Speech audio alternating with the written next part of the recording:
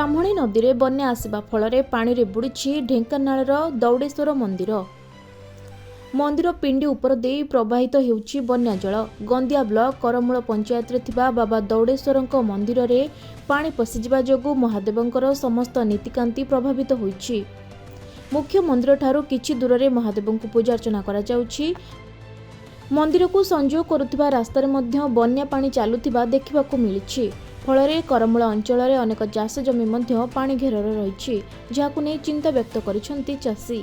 1 एकर चाष जमी नष्ट हेबार आशंका देखा देइछि। फल चाषी को तुरंत क्षतिपूरण जोगाई देबाकू दाबी होइछि। ढेंकानालरू हरिकृष्ण राउत को रिपोर्ट, खबर ओडिशा।